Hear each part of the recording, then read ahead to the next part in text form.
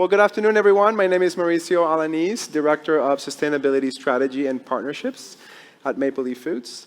And it is my pleasure to welcome our panel today on the business case for climate solutions.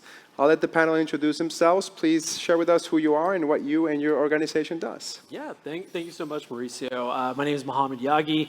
I am the Agriculture and Climate Policy Lead. I sit on the Economics and Thought Leadership team and the Climate Action Institute. And in case you're wondering what the Climate Action Institute does, is we get down into the action and thick of it. So apart from gathering public policy experts and economists from around Canada to find the best solutions towards a more net zero Canada, we also are on the ground with initiatives like the Canadian Alliance for Net Zero Agri-Food. It's an alliance with Maple Leaf Foods, Nutrien down there, Loblaws, and the Boston Consulting Group, with, of course, support from the Arrell Food Institute as well, with a goal of reducing emissions by 50 megatons by 2030 and 150 megatons by 2050. So apart from research, we're also on the ground trying to make a difference. So that's what we do, apart from financing everyone in this room as well. Excellent. Thank you, Mohamed. Hi, everybody. I'm Julie. You probably can tell from the accent, I'm based in the UK. I work for a company called SLR Consulting. We're a global consultancy with the tagline of making sustainability happen. And that's my passion. My background, I'm an engineer, but my passion is helping companies with climate change, to decarbonize, to facilitate the energy transition. And I've been privileged over the last few years to chair in the UK a cross-working industry and government regulator working group to help develop and evolve climate policy, which has been amazing, insightful, frustrating, rewarding, all of the above. And I loved the session on policy development today. So I am very, very passionate about helping companies, organizations, particularly in the food and beverage industry where I've worked the most, very passionate about helping make a tangible difference and to try and help get us on the road to decarbonize. Hi, my name is Ellery, Burton. I'd like to start with the fact that I grew up on a farm in Manitoba. My grandfather's 89 years old. He's still farming, and he doesn't know how to work the internet, so I'll have to get him to watch this on YouTube later. But yeah, my passion is agriculture. My grandfather wouldn't let me take over the farm. He said, you got to go to school. So I got my degree in mechanical engineering at the Royal Military College, spent 10 years in the service, domestically and abroad. And then for family reasons, got out, passionate about product development. I spent a few years in the manufacturing industry, and the last, I guess, 5 to 7 years in food production at High Life Foods and a large equipment supplier in Western Canada, and really found my passion for bringing farming practices and knowledge together with technology to solve some of our biggest challenges out there. So I founded a company called Alterra Innovation, which we have basically developed patented products for much of what Peter was talking about, solving the real problems on the farm and bringing additional precision, tools, and of course profits to farmers, to members of the food value chain. And realized mechanical engineering is part of the picture, but started realizing that more and more it's about technology. So I'm back in school taking a PhD in biosystems engineering at the University of Manitoba, focused on machine vision and machine learning also in livestock production, but my research will be in smart vertical farming indoors. So I'm excited to be here, and thank you very much to the Arrell family for putting this on. Excellent. Sally Flis, I'm the Director of Sustainable Ag Program Design and Outcome Management at Nutrien Ag Solutions, because we like to put lots of words in all of our titles. Nutrien Ag Solutions is the retail side of Nutrien, and Nutrien Ag Solutions is the largest ag retailer in the world, so we sell everything a grower is going to need, from seed through crop production, and in some places actually market, in Australia, for example, we actually market livestock and handle crop distribution and that sort of thing after harvest. I work on designing our sustainable ag programs that we're going to take to growers in the field to sign up for, to drive practice change and emission reduction, potentially soil organic carbon sequestration through practices on the farm. And then after the growers have signed up and we've collected data, I work with our downstream partners like Maple Leaf and RBC on what are the outcomes and desired reporting that's needed. What is the reporting that we're going to put in our own ESG report to meet our goals of, at this point, 75 million acres of sustainable ag incorporated into our programs at a global scale by 2030. Excellent. Well, thank you for being here, guys.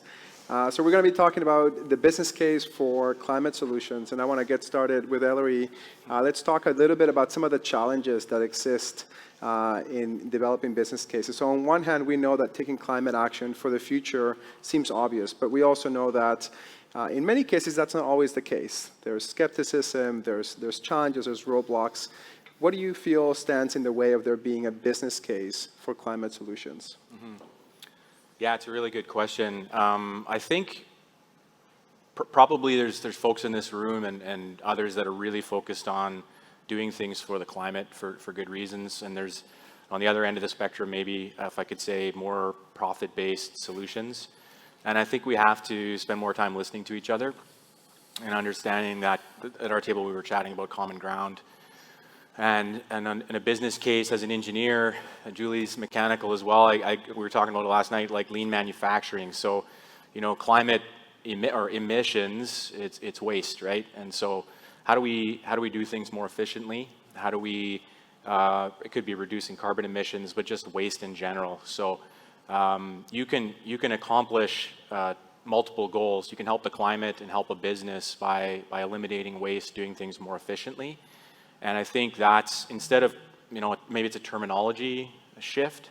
If you're in one of these businesses, I think if you start speaking their language, you can accomplish both, where you're having positive impacts on the climate, but you're also driving profitability in your business, and potentially all along the value chain, there's opportunities to improve and to benefit, multiple stakeholders beyond just climate change and the business units themselves. So I think that's what I often do, is just break it down into very practical terms.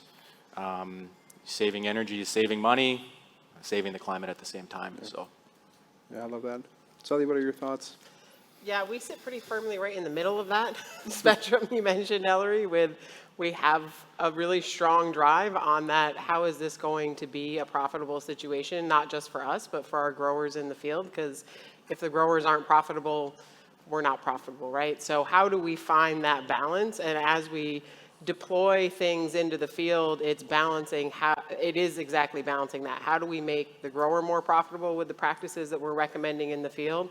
And how do we drive our business at the same time? But it's the discussion of the traditional drive of business versus the more leadership drive of the business space that we're in with sustainable ag versus a lot of our other products and services in the field. So how do we help demonstrate that growers that we're helping and working with are on the cutting edge, are doing the sustainable practices, are willing to implement more, so that as downstream and consumers want to see those impacts on the ground, they know to look to growers that work with somebody who does business with someone like Nutrien Ag Solutions.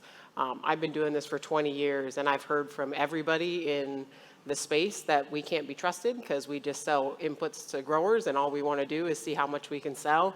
And we have a program in both the US and Canada where we're asking growers to use less fertilizer and change placement and timing and source of fertilizer that they're using, so that they can be producing the types of products that downstreams like Maple Leaf want to see and be able to talk about and market.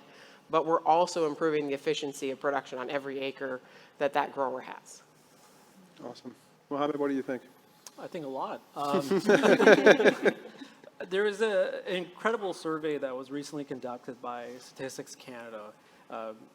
They asked every sector of the economy a few key questions about their environmental practices. And what was really stunning were the results. And what we saw was, when you look at agriculture, it's, as a business practice, farmers perform carbon sequestration 3 times more than the next biggest part of the economy that does that. When it comes to green processes in an operation, agriculture, again, is leading that way. When you look at reduction in energy and water usage, again, agriculture leads that way. The real question we need to answer is, how can we effectively, as a business case, remunerate producers for what they're already doing on the farm right now? And when you look at and compare Canada to different countries, even the OECD, top food exporters, Canada, again, in terms of GHG or emissions per hectare, we're ranked second behind Australia when it comes to that rank. And of course, that's not the whole entire story. There's a lot of collective metrics that we have to consider as well. But effectively, how can we take this opportunity and reward financially the producers that are already doing this on the ground every day? And of course, I can talk about government and regulations and talk about, maybe there's a need for less risk management, because sometimes that's the risk itself, I guess, in an odd way. But also, I need to call out, as someone from RBC, the private sector, we've seen a lot of discussion about agriculture in the past year, but the private sector needs to step up and provide those market incentives to help producers get over the short-term risk that we're seeing right now to adopt more climate-smart agricultural practices in order to shore up that risk. And because essentially, in the long run, these practices that we see implemented across the country are going to be much more profitable, and it's going to increase the value and yields for our farmers. Awesome. Julie, what are you seeing across the pond? After 25 years of helping develop policies and implement them, I'm going to build on what Mohamed has just said in terms of the business case. So for me, what stands in the way of the business case is short-termism.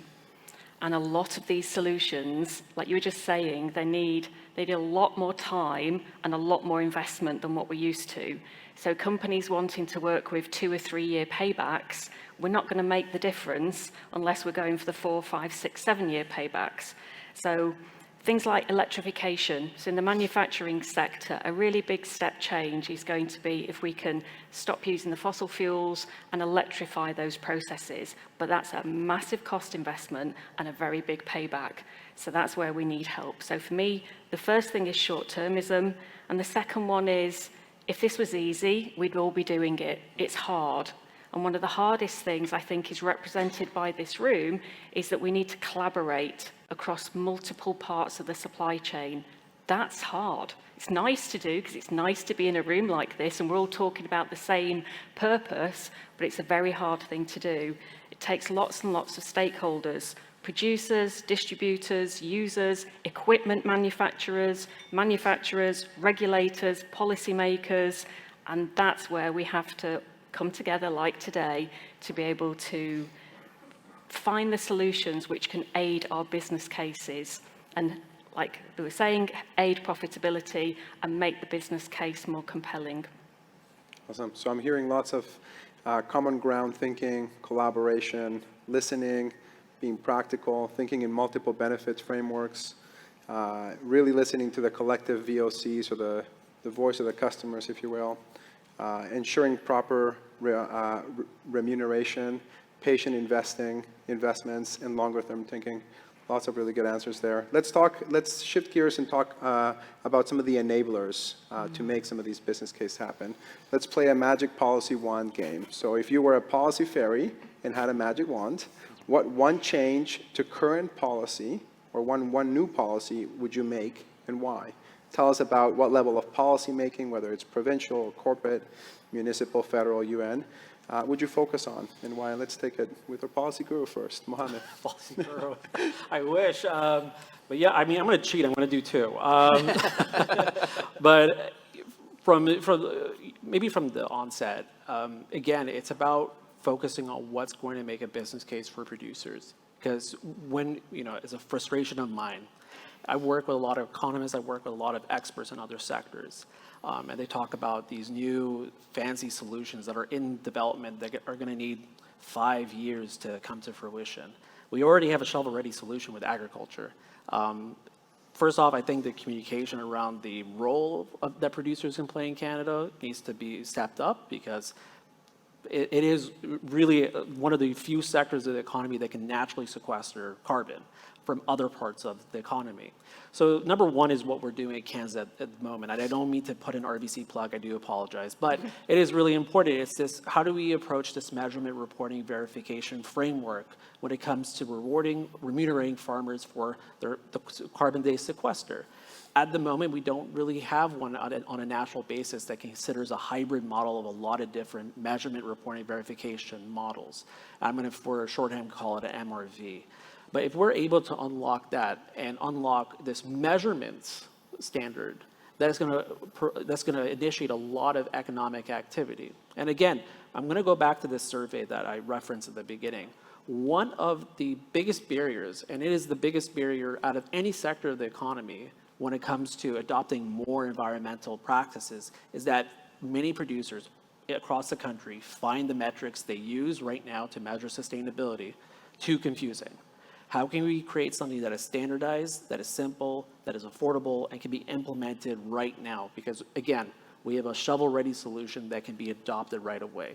So if we can crack this measurement, the standardization of measurement, especially carbon sequestration, even methane, that is going to be a game changer for the country, in my personal belief. I'm going to cheat. Number two is more of a Mohamed, hope, I guess. But we had worked with the Arrell Food Institute on 9 policies in a recent report called A New Ag Deal. You should read it, it's great. But one of the really amazing things that I learned was that, we used to have a thriving extension service offering across many provinces. And of course, maybe some of the approach to it might be outdated at the moment, but the substitution that's in right now isn't really effective. You can hear from Alberta, for instance, they've reduced their extension service centers. They've actually closed them. There's a hotline, so there's a little tradition I do whenever I go to Calgary. I call the hotline and hope for an answer. I never get one. So that really tells you the state of extension services in Canada. But we need to have an innovative approach to it, similar to the US, because you can see universities like the University of Idaho, for instance, to have many extension services across the state helping farmers, giving them direct knowledge and a moment's notice. And that's what we really need, access to easy knowledge as well. So sorry for cheating, but yeah. That's good. Let's go down the panel. Julie? Okay, so my pen is the magic wand. So channeling, what do I want this pen to do, my magic wand? I'm here to help learn lessons. So one of the biggest lessons that I've been through over the last few years is with policymakers is to plead with them to create a stable policy environment with long-term policies that they are committed to that are not going to change with a change of administration. Because all of that creates a lack of confidence in us being able to implement that business case that we're trying to come up with. So for me, a significant step forward would be for policymakers to give us that environment that says, this is the policy, this is the funding, this is what we're committing to, because that's going to strengthen our business case. It's going to give us more confidence to go to investors to ask for money to be able to implement the solutions. So predictable policies, predictable environment, I think will make the biggest difference. So my magic wand to all the policymakers in the world, it's I cast a little spell on you to ask for that. Ellery? I'm going to follow Mohamed's lead and do 2 as well. One of which is, we're in Hogtown, so originally I debated talking about livestock, but it's Hogtown, right? Toronto? So we could talk about pigs. So interestingly enough, Mauricio and I got to know each other on a project related to livestock waste. So livestock's become very industrialized, as many of you know.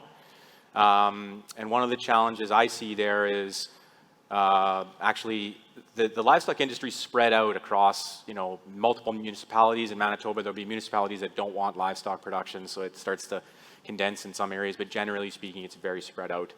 The challenge with that is you've got these waste streams that are also spread out but also dense enough that they get into waterways. So it's kind of this really, I guess, a perfect storm in some ways, but just a really bad way of doing things. So my policy wish there would be having cooperation amongst municipal and national levels of government to actually think about pig production where you increase the density So instead of having 10,000 animals, finishing animals would be a typical finishing barn, you might have 100,000 on that site. Reason being is then you have a sufficient enough volume of waste to have a biogas, anaerobic digestion biogas facility that not only can convert that waste, but can do it profitably. So they're doing this in France already. It's not a new thing. But in order to have increased livestock densities today, you would have to convince municipal citizens that that's a good idea. And for the most part, they wouldn't want to deal with it. But I think if we we are going into this industrial agriculture, and we need to, unfortunately, just because of population growth, we also have to think about things differently. And that would be one thing that I think would make our industry, if I could say it that way, we're very much in livestock country. It would make it much more sustainable to the point where we can produce renewable natural gas for the power cities, which they're doing in Lamballe, France. This company's name is Couperle. If you're interested in learning more about it, they power half the city of Lamballe. I think it's 50,000 residents. Julie's nodding along, and that's from their pig barns. The other thing I just wanted to add a second one because of what Mohamed said. Soil sequestration. I hope there's 300 innovators on the listening online. We need to figure out how to measure the soil organic matter, organic carbon sequestration levels. It's a huge problem. And if we can figure out, I don't know if it's governments or policies that can help with that, but if we can figure out a way to actually measure that, not taking samples to a lab, but measuring 10 million acres of farmland across Western Canada and the world potentially in a kind of a high speed. I'm sure that would help Nutrien with fertilizer applications. The sky's the limit if we can figure out what needs to be put into the soil to grow an efficient crop next year, as opposed to kind of, it's getting more precise, but kind of a broad application of fertilizers. So. Excellent. Sally? Well, just to follow on Ellery's comment a little bit first is not really a policy thing, but listening to the speakers earlier today, how do we use that level of technology and definition to figure out where is the right spot to grow what crop? So much of what we grow, where we grow it, is because we've always grown it there. Mm-hmm. And with the changes in precipitation and temperature, that may not be the right thing to grow there anymore. So how do we use all these technologies to figure out what is the right place to grow, what is the right crop to grow in the right place as these changes happen, and have those innovations available? I don't know if mine are really policies.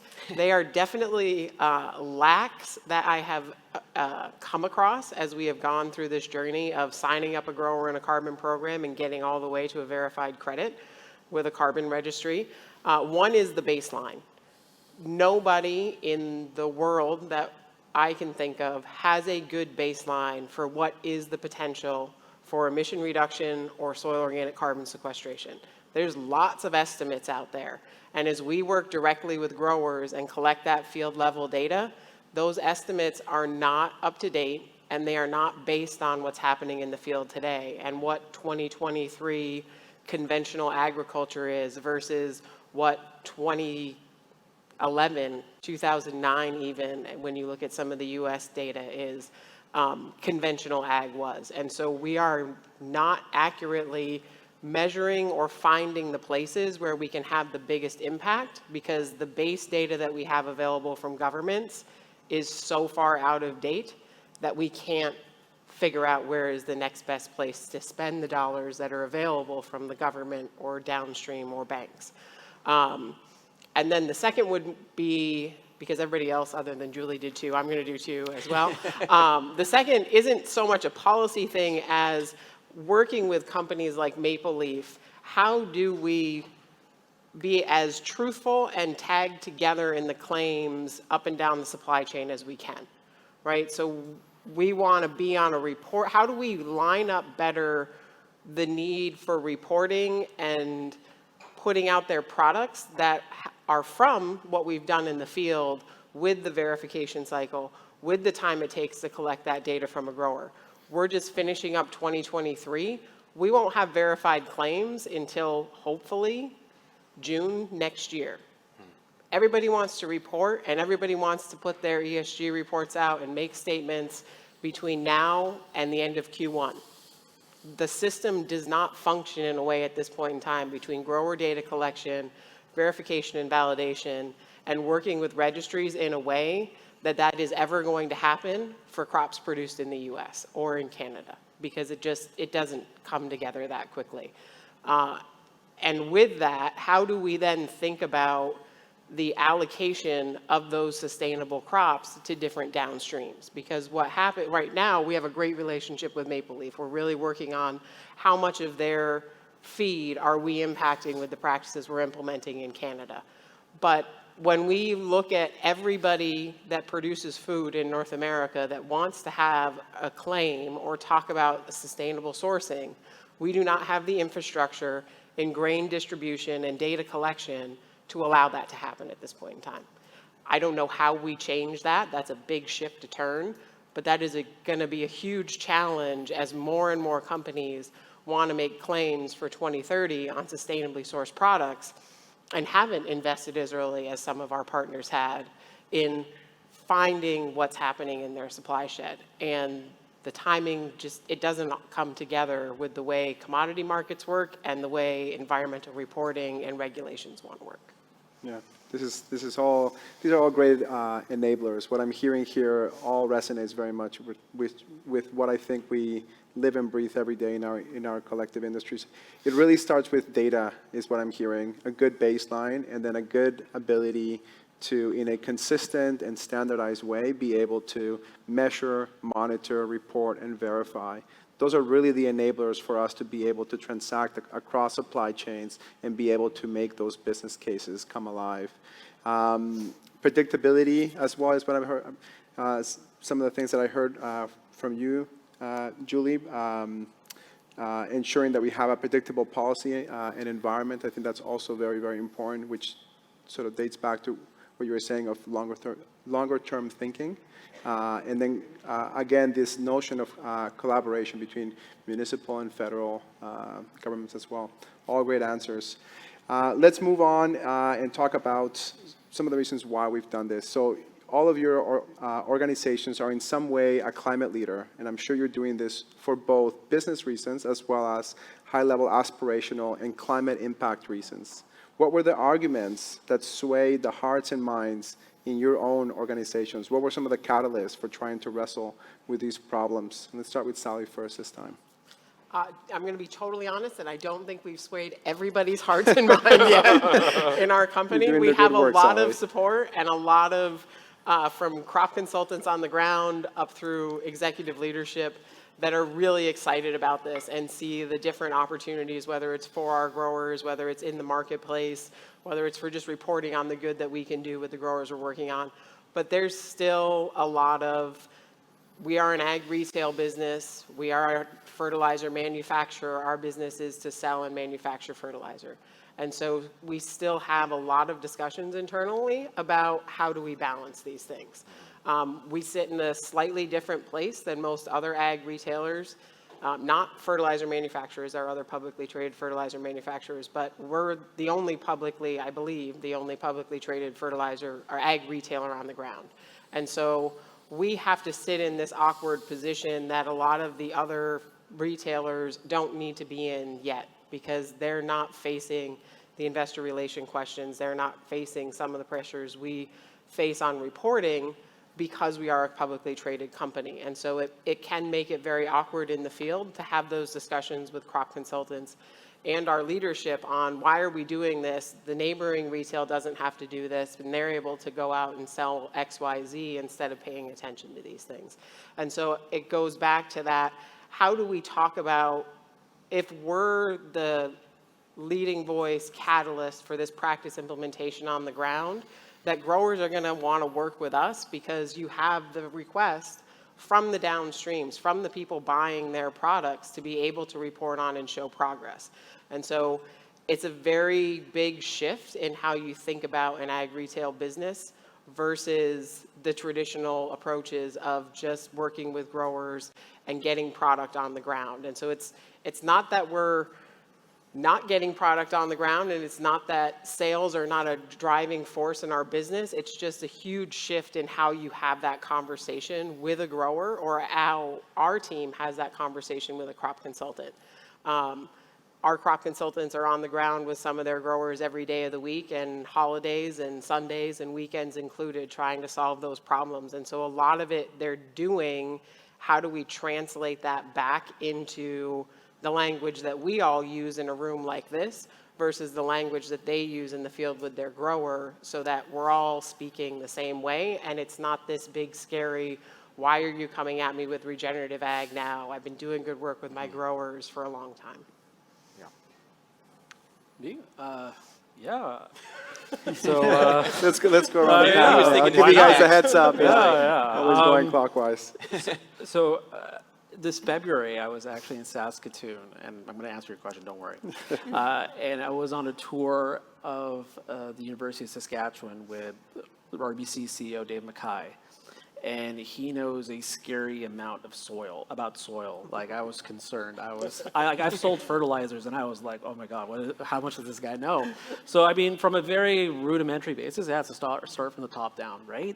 But on a ground level, talking to farmers, I mean, these climate smart agricultural practices that we're trying to promote and help farmers get rewarded for, they essentially create more resilient farms. Mm-hmm. They hold water better.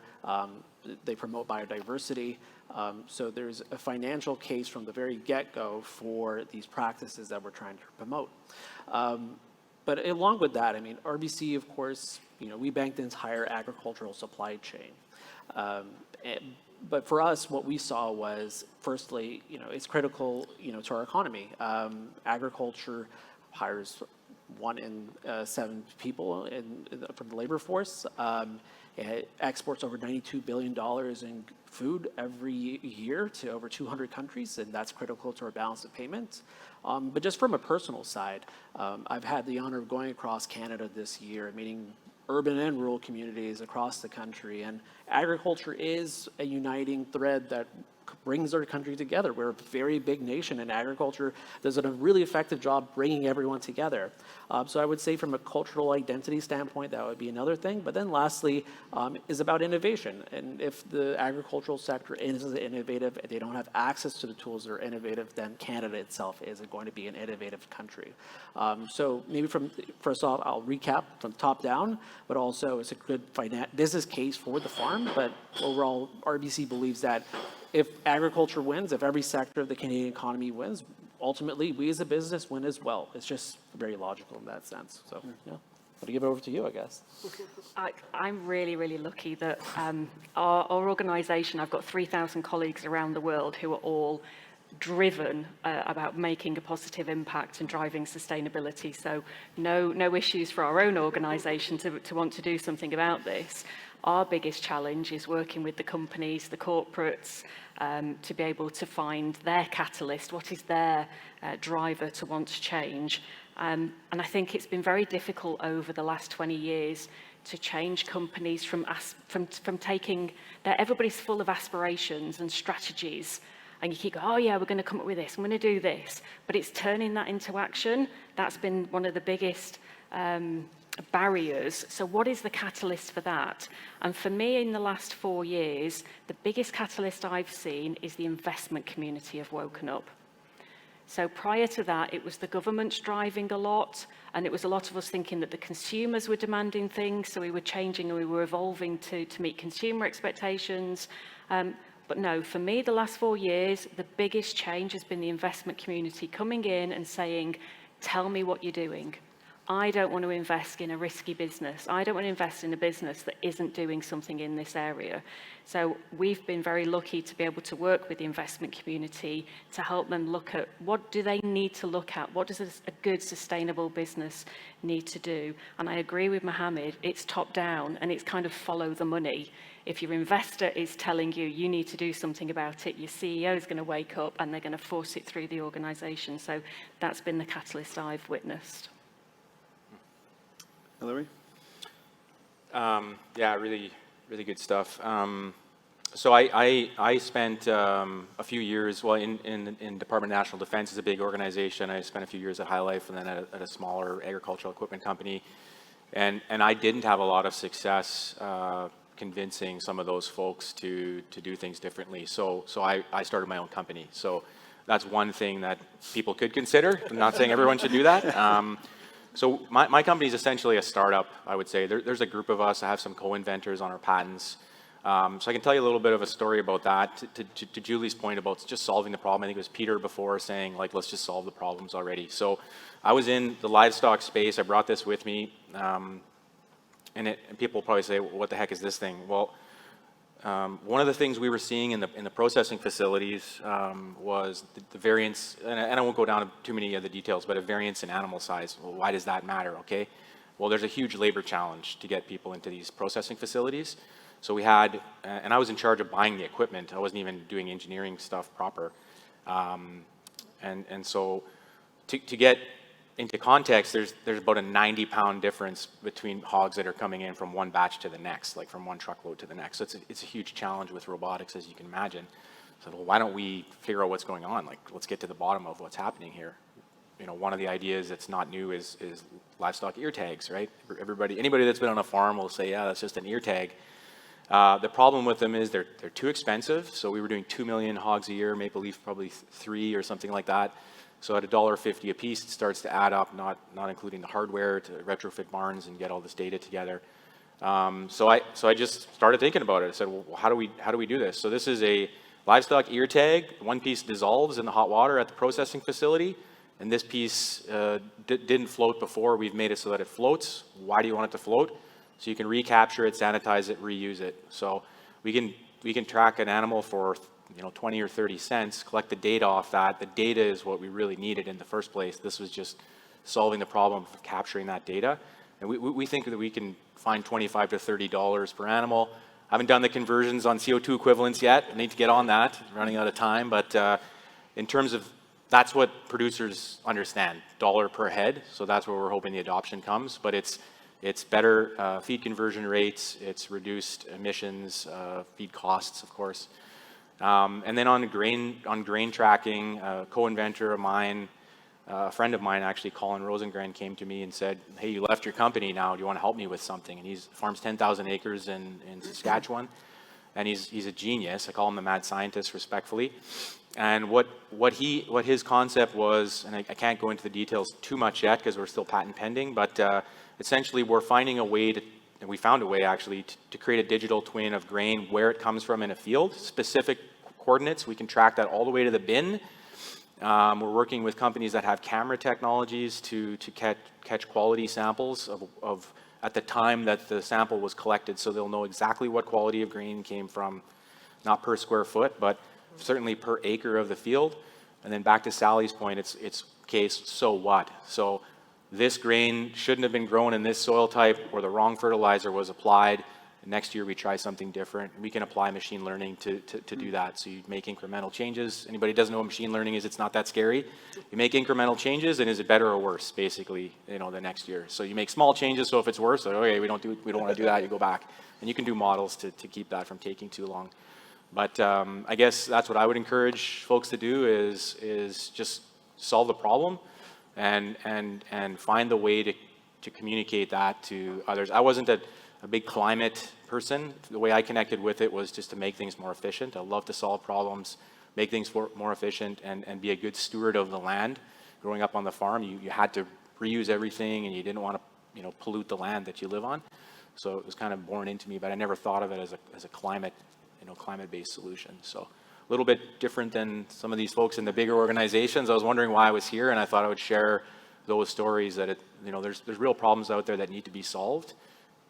Go solve them, and then prove it to others what the value of it is, and I think there'll be some success. I think the bigger companies, it's hard to do that, right? It is. They can hand it over to you. It's very difficult internally to do these things. It is. Yeah. It's hard to move that innovation up and down and across the business, and it's you have so many. It's such a mosaic between the growers, the crop consultants, and leadership in a large company to figure out exactly where you can make progress. For sure. Great to have multiple perspectives. So we're going to press ahead. We have one last question. I'm going to start with Julie.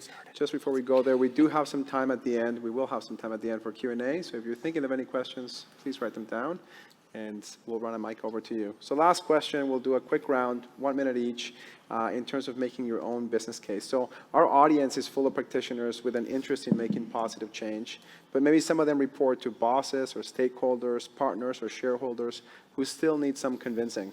In the last few minutes, I'd like each of you to make a strong business case for why organizations should move quickly and with discipline to mitigate climate change.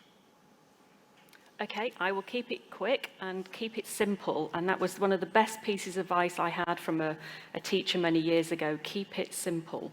So climate change is presenting risks, but also opportunities for many, many companies. So I think the investment case is simple. The business case is simple. Mitigate the risks, take advantage of the opportunities.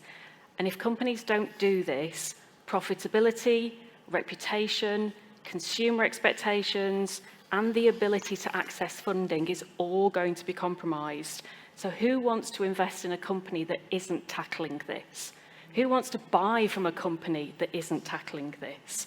So if organizations don't address climate change issues, they're not going to be sustainable, and I don't even think they'll be in business in the future. Really simple, address your risks, take advantage of the opportunities.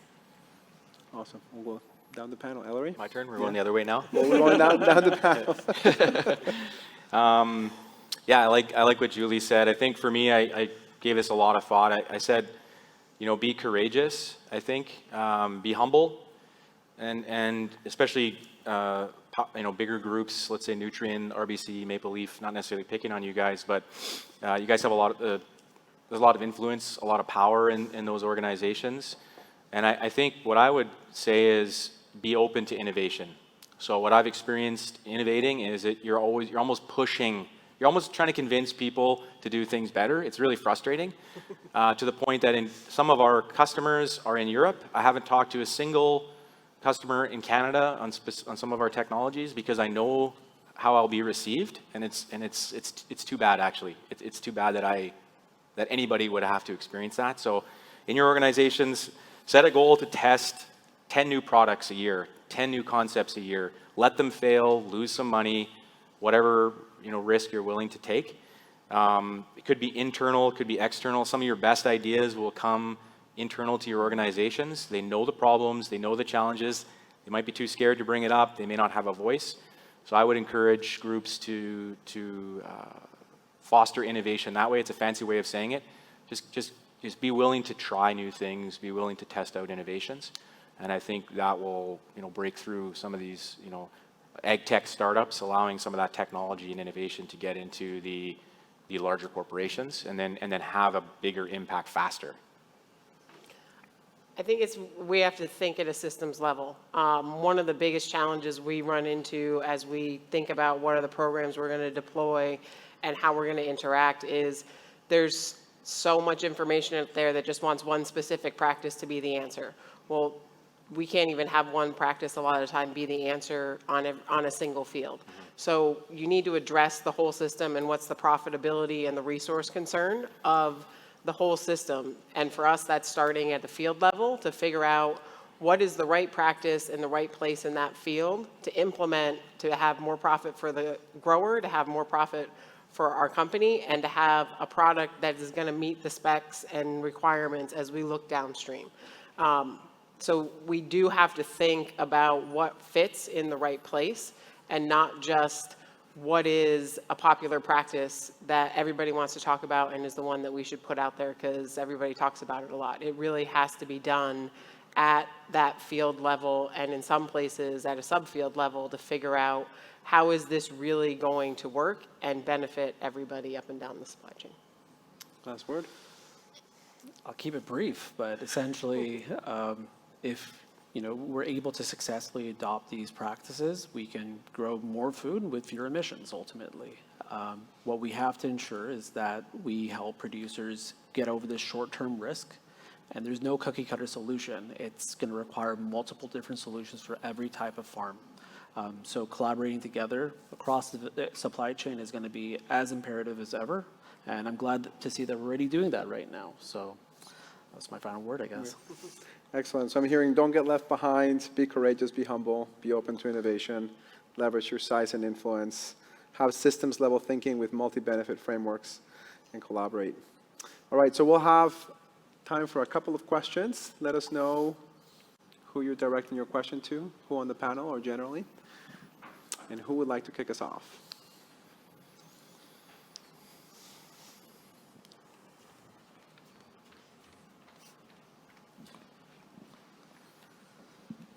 Thank you, and thank you to all the panelists for your insights and all the knowledge that you've shared with us.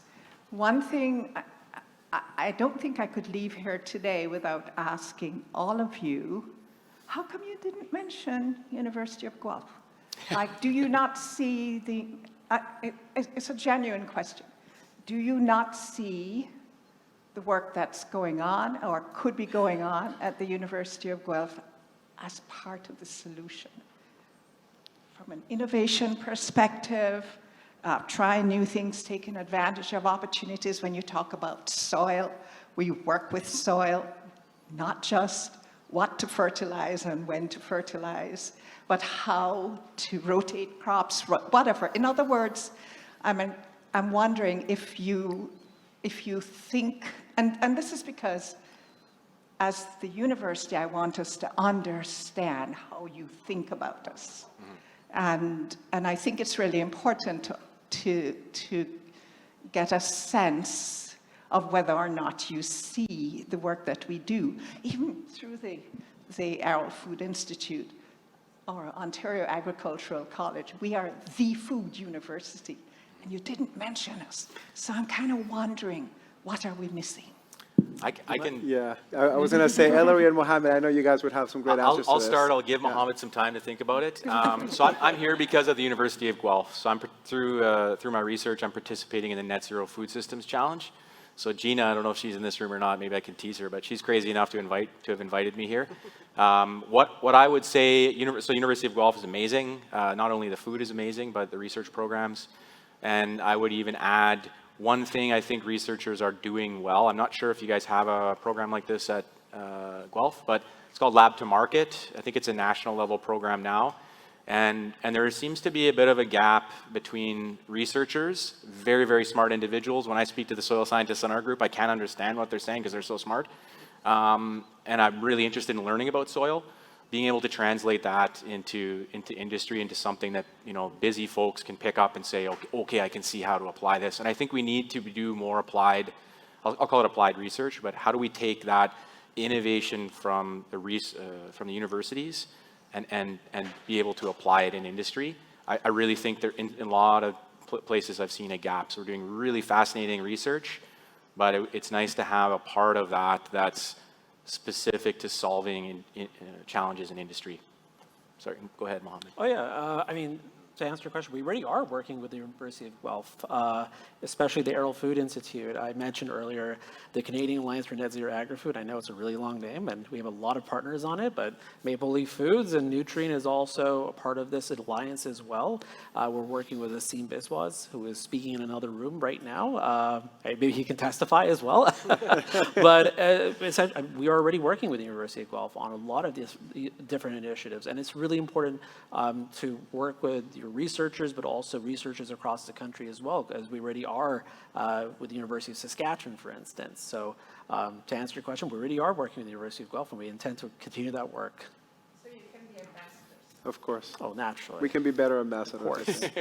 Thank you for your question. That was Mauricio, great. can I just add? Yeah, go ahead. So I think to address the part of your question of what are we looking for from the universities, and at a North American scale and probably a global scale, is we need more people. We don't have enough people going into agriculture that are really good on the ground and know all the stuff and have that communication still to help a grower make the next best decision. We just don't have enough people. And there needs to be more communication on going into agriculture doesn't mean you're selling fertilizer or seed. It's the technology. It's the solving a problem. It's all of the things that having a career in agriculture are. I didn't grow up on a farm. I grew up working on farms, and my dad worked in ag retail, and somehow it just stuck. But we don't have enough people. We need more people in order to do all of the great things that everybody in this room wants to do. Without the resources for the growers on the ground, we aren't going to get there. Excellent. I think there was a question back there, or, okay, go ahead. Whoever has the mic. I have the mic. You win. Jean-Charles Levalet with ICA in Costa Rica. Two-part question. Given the current topic on carbon pricing in the country, what is the business case for carbon pricing for ag? Two quick examples. OECD, I think, was saying that 15-20% more mitigation could happen, greenhouse gas reductions, with carbon pricing than countries that don't. And then grazers on grasslands in Canada bring in another 12% carbon sequestration, GHG reductions out in the prairies. We need to compensate our farmers for this effort. So question on the business case for carbon pricing. And then I also work with all the ministers of agriculture, including Secretary Vilsack in the US. They make up our board of directors at ICA. And they're curious about carbon markets. They want to learn more. Any guidance there, please? You want to go first, No, I could go. So yeah, we operate in that space. We have achieved verified Scope 1 offsets and recently sold them to RBC. Not a lot of tons, but we have gone through that process. It took 2.5 years to get to verified credits. Some of that is us, some of that is the farmer, some of that is the verification process. So it needs to, the whole system needs to function faster if we're going to meet some of these reporting needs. Pricing wise, we're working with partners like RBC and Maple Leaf to figure out what is that price point that they're comfortable with bringing back to the farmer. In our case, we bring whatever somebody's bringing us for a price goes 100% back to the grower. We're large, we're able to accommodate that infrastructure cost of running a carbon program. So we are able to bring 100% of that back to the grower. In Canada, we are loosely following that federal price, slightly below what the federal price is. In the US, we've done lots of due diligence to figure out what is the appetite for paying for those tons of carbon. Our current price in the US for growers that are signing up for our 2024 programs right now is $35 a ton for emission reductions achieved through nitrogen management. And in Canada, it is $50 a ton. So we try and keep the prices roughly the same, but we don't have, as we generate tons, we're finding more buyers to figure out what actually is going to work there for pricing. It's probably, when you look at just nitrogen management, that price point back to the grower per acre is probably enough to make that decision and make that practice cost flow, but it is not enough to get the grower excited to say, we're going to pay you somewhere between $2 and $7 an acre, because there's a lot of other ways, especially when you think about corn production in the US, to make $2 to $7 an acre than the data collection and all the effort that goes into participating in a carbon program that's going to get to a marketable credit. I'll just add on to that. RBC's had a carbon trading desk since 2006, and from what I've heard so far, and I've been in the role for about 11 months now, always when I talk to the carbon trading desk, we have a lot of investors from around the world who are adamant and want to invest in Canadian agriculture, and especially carbon credits in agriculture. The issue that we're seeing right now is a lack of standardization. So what's the regulatory framework to protect an investment? So there is basically a dam. We have a lot of interest, but essentially what's stopping it right now is investors are fearful of putting money into the sector right now just because of a lack of standards, regulations, policies to protect their investment. Otherwise, we'll see what happened maybe with Vera earlier this year, where a lot of credits were shown to be greenwashing. So a lot of investors are fearful about that. But moving forward into the future, I mean, having a regulatory framework, clear policy, standardization, the credits themselves grow in value with the accuracy associated with that credit as well. So it's really important to consider that aspect as well. So the more accurate we can get, the more precise, the more valuable the credit will be, and the more we can pay farmers for what they're practicing on their farms right now. Yeah. We have time for one more question. Hi, it's Jeff from the Asia Pacific Foundation of Canada. I mentioned this morning we're doing a conference in Singapore, Canada in Asia, Agri-Food Conference. Coincidentally, in the same week, we're doing also a 2-day conference on climate solutions, and there's going to be a lot of overlap between those. I'm interested in, as we track foreign investment flows into Canada, out of Canada, and if there is really like a globally significant potential to